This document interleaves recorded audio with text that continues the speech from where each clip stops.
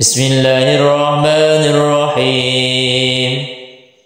Eling-eling kabeh umat kudu bisa raksa salat ka masjid kana giat supaya menang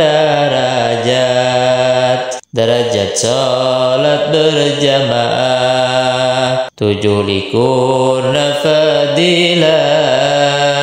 Moga bisa istiqomah sangkan menang rahmat Allah.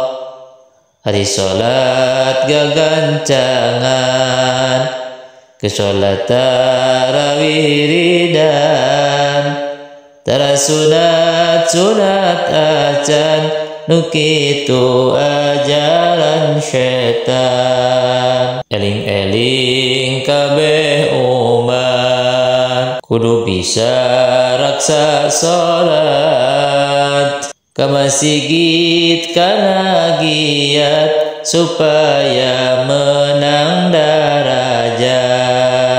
derajat salat berjamaah 17 fadilah. Moga bisa istiqomah sangkan menang rahmat Allah. Hari salat gagancangan ke salat tarawih wiridan tara sunat acan nukitu ajaran syaitan.